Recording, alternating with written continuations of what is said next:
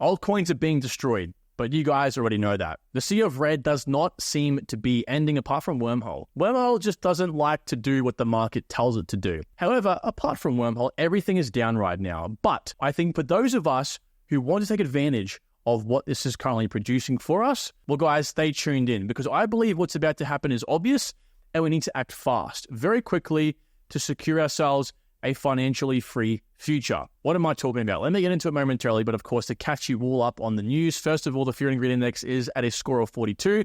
We are now officially back in the fear area. Guys, this is a lagging indicator, okay? This is just to gauge sentiment. If a bunch of bullish things came out today, this would flip completely bullish again. So this isn't to do anything apart from just to have a pulse on what everyone is feeling, but I think it is with absolute certainty we should be with fear right now because, as you should all know, Iran launched a bunch of missiles at Israel. Now, this, I don't think, had a very successful, don't even like using that word for the situation, but in the eyes of Iran, I guess successful attack because I don't think anyone really lost their lives in this. I could be wrong. But what comes next might actually be the more severe thing here, where Israel is now going to, of course, respond. How severely, I think, will depend entirely on what happens next. And unfortunately, this could turn, I believe, a proxy war right now into where superpowers become more involved. And this thing begins to escalate into what some people are calling, and I don't even want to say this, but I will, World War III. That is a true black swan event. I think the definition of total war would destroy crypto, it would destroy every market, and guess what? Any money you've put into crypto, you can likely say goodbye to for a good little while. However, that's the most extreme situation in this case. We, of course, have a bunch of bullish things still to come out. And again, quarter four seems to be a very bullish quarter in general because of a whole bunch of reasons. But ultimately, you watching this video, like myself, can take all of this in and then decide to hedge in either direction.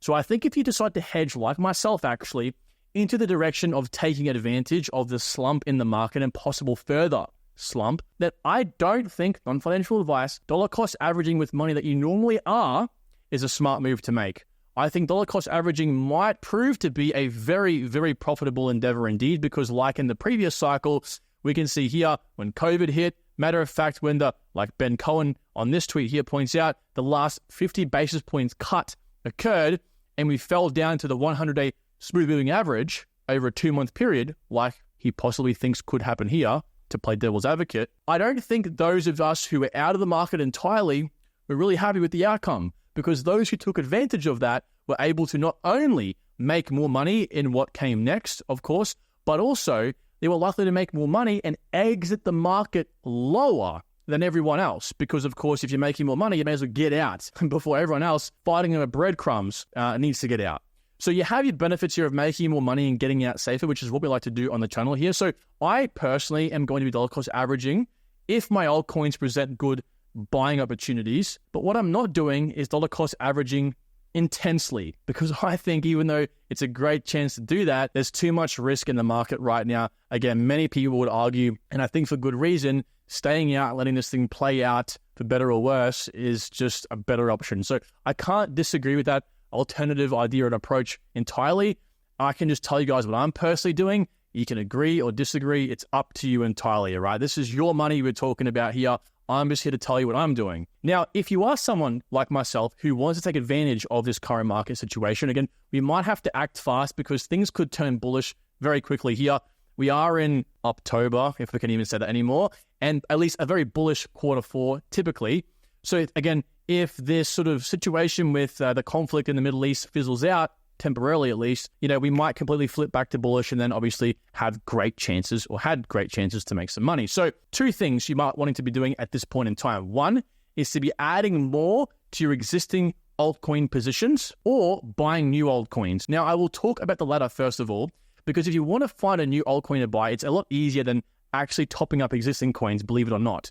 And the reason is, I'll share with you here, the first thing you want to do in that case is obviously find a new altcoin that you aren't already being exposed to in the market in terms of the narrative, if you will, right? So if you don't have any AI altcoins and as well as I do, AI is going to be a big part of crypto, you want to obviously probably try to buy an AI altcoin, right? It makes a lot of sense to be exposed to that sort of area. Whereas if you're someone who maybe doesn't have a gaming coin, you might want to do the same thing. All right, so that gives you a clear sort of general direction of what altcoin you need to buy. And from there, you come back to CoinMarketCap. You might click categories, for example, type in AI or search AI down here, and just simply search by down the most on the 7 day. So click the 7 day twice. It'll pull you from the most down in that area right down for the ones that are likely even up still a little bit, which no AI altcoins are up right now. And then you can begin taking your pick, usually taking your pick in terms of how many multiples you need and how much risk.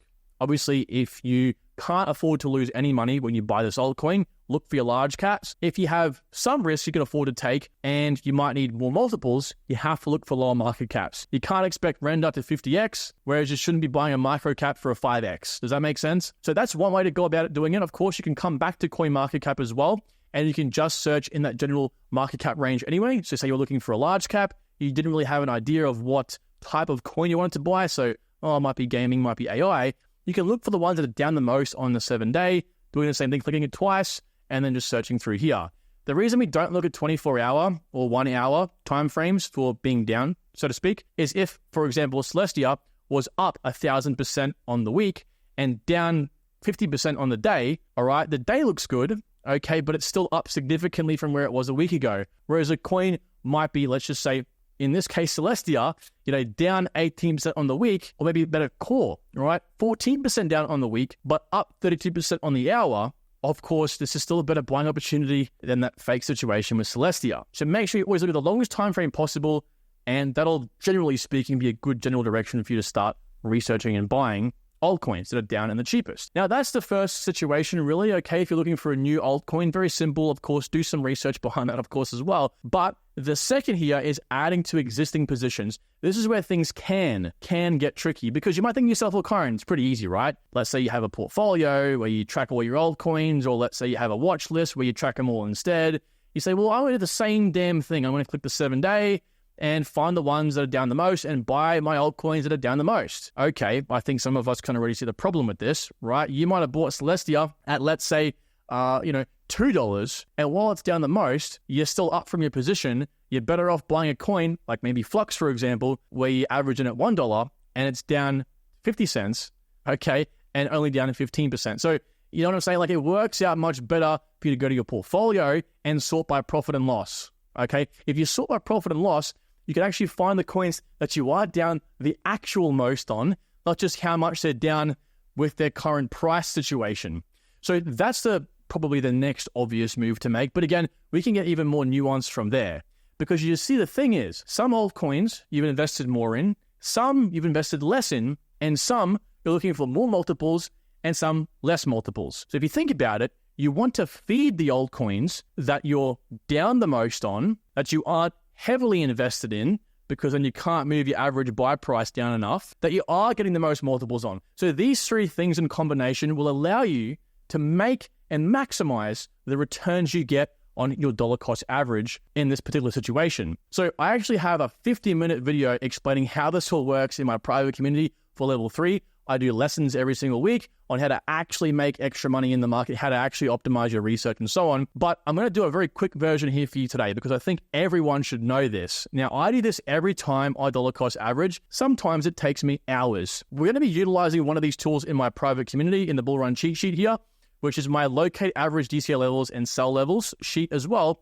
And we're going to be tracking it all on this. So let's say, hypothetically speaking, all right, this is your portfolio right here, okay? We can see the amount of coins we own. We can see our average buy price. We can see how much we've invested, average sell price, and so on. Now, these don't need to be accurate. For argument's sake, I want to just show you what to do, okay? So don't freak out because Near Protocol's average buy price is 10 cents and average sell price is $1. It's just for an example's sake, okay? So what you want to do in this situation is, first of all, get a pen and paper out and track something very important. First of all, if you don't already, you need to have a place where you're tracking all of your coins. Like, again, this is part of what I offer in my private community. We can see how much revenue we're so far getting from this portfolio. $900,000 if we were to sell at these sell prices, and how many multiples we need to make. So what you want to do is take this number, okay, and write this down somewhere. We're going to put this over here. The reason we do this is because what we're going to be basically doing is going into every single situation on all of the coins we're down the most on in our portfolio. So again, sorting by profit and loss. And we're going to be finding the ones that we're down the most on and then doing an artificial fake, if you will, dollar cost average into these coins. We're going to use this for that. Work out our new average buy price. Work out then how many tokens we now own, and then place that new total amount into one of these columns based on how much extra revenue that gives us on top of our whole portfolio. So basically, we're just seeing if we buy this coin at this price and buy this many tokens, is that going to increase our total revenue by a lot or a little? And we pretty much do it for all the coins you want to invest in. And the coin or coins that give us the most income revenue, we're going to buy those coins. Hopefully that makes a little bit of sense. So again, like I said, it's going to be tedious because in this example, right, I'm using this fake mock portfolio here on CoinMarketCap. But let's say you have a portfolio of 20 altcoins and the other coins you're down maybe 5%. So really you have 10 altcoins that you're down the most on. So you really want to focus on doing this example for those 10. Okay, you have to sit there and do this for all of them. That's why I say, guys, you don't want to have a massive portfolio because you look at something like this and go to yourself, oh, it's too much work. And you're disadvantaging yourself because believe you me, in these situations, I've been able to get an extra $50,000, $60,000, $70,000 investing in one coin over the next when I thought this coin was the better investment by just doing this. I mean, it's tremendous how much money you can really leave on the table here by not doing this. And that can sometimes mean being lazy because you have too many altcoins. So I'm going to do one example here today. I don't have time to do all of them with you, but with this one, you'll quickly see what to do for the next. Okay, so let's, for example, see over here, profit and loss. What ones are we on the down the most on? So we're down on 38% on Render, 49% on Celestia, 30% on ICP, 30% on Pith, 44% on Flux, and these ones here are either up or barely down at all. So we're going to disregard Arrow, Nia, and Bitcoin. Forget about them. Now, I would even go as far as to do all of this test for all of these coins just to be safe. The reason why Render is up here as the most is because it's down the most money. So we've invested more money into Render and it's down more, okay? But look at the percentages is also very important here. So let's just run this example through with Celestia. It's down 50% in this situation, $3,000. So what I'll do is actually click into Celestia, open it up, then think to myself, okay, well, how much money am I willing to invest into Celestia? So over here, I've got $15,000. So I like to be nice and even, personally speaking. So I'd invest $5,000 into 3 different coins. But again, let's just pretend we only have, $1,000 to spend here. And in that case, considering the size of our portfolio, right? Again, we've average invested about, $3,000 to $4,000 per coin. $1,000 really shouldn't be split up in any more ways. I think $1,000 should be just thrown in to one coin and dollar cost averaged over a period of time. So again, basically 1K into one coin. And again, we're going to pick, for this example, Celestia. So we're buying one coin with $1,000. But what coin that, again, depends on is the one that'll increase us from this base price, this base revenue, the most. Okay. Now let's have a quick look. So what I'm going to do first of all is again, start with Celestia and put in here, the USD column, I'll move my head out of the road, is put in $1,000. That's how much we're spending, right? So with this money, we'd be able to purchase 191.53 Celestia tokens. So again, you won't have access to this, but again, you could actually use the same principle in your own right, working out if you aren't in the private community. But what I would do in this case is write in the current price for Celestia in this top column, which is $5.22. So $5.22. Tokens purchased, I would paste in the amount we're purchasing. So it'll round up or down. And then I would put in how much we currently own of Celestia. So again, I'd track this in both this fake watch list here, this fake portfolio, or also over here, it's the same. So we have currently 567 Celestia tokens, okay? And we've averaged in at a price of $10.61, okay? So I'll paste these in and you'll see here, down the very bottom, what actually happens is we now have the new amount invested. So again, we can see we've invested $1,000 here. It works it out. We currently have $6,000 invested, so a total of $7,000. And it's brought our average buy price down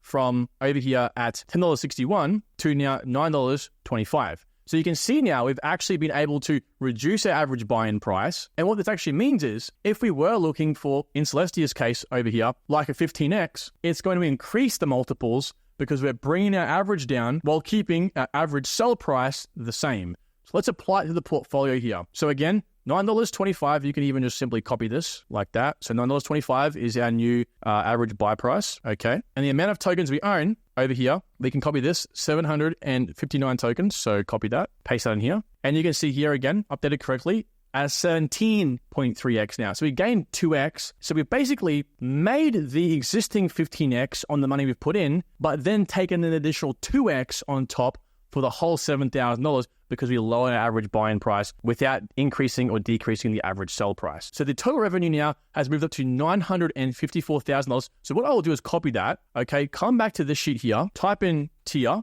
and beneath it, type in the amount of money. So actually investing in Celestia, investing this $1,000 in Celestia, we've increased our total revenue from $924,000 to $954,000. Now, I'm going to apply this to one more coin in my own time here and see which coin actually gets us more revenue on the top side. So we might actually try, in this case, another coin that we're down the most on. So let's do Flux, okay? Let's apply a $1,000 DCA into Flux and see what the revenue comes out at. So completing Flux now, you can actually see if we did the exact same thing, so buying $1,000 worth of the token at the current price versus our current average buy-in and current token purchase amount, we actually come out, guys, with an extra $5,000 more dollars. Now, if you think about it, we've invested $1,000, and if we bought Flux, we're not just, again, getting more tokens from the multiples and from lowering our average buy price, but over Celestia, an extra $5,000. So it's interesting because I know a lot of you would just simply look at the fact that Celestia is down 50% and Flux is down 44%, so less, but yeah, Flux will generate more returns. And all this really means is on the top side, you might decide to go to your portfolio because you're getting more multiples out of Flux and actually reduce some of your average sell prices down to more realistic levels to achieve your goals. So this is something to think about. I know I've kind of glossed over it a little bit. Some of you might be thinking to yourselves, well, scratching your heads going,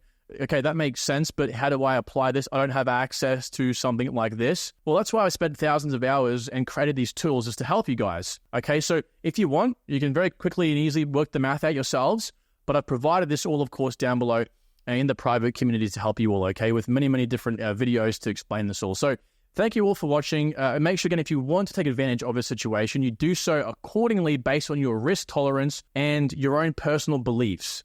Don't overlook your personal beliefs or your gut feeling, guys. Sometimes your gut is more often not correct, and you have no one else to blame apart from yourself if things don't go the way you think they will. Okay, just remember that. Look, stay safe out there. All the best if you are in any of the countries affected by this situation. And ultimately, guys, hopefully we're going to make it in 2025. Take good care. Talk to you all soon. Bye-bye.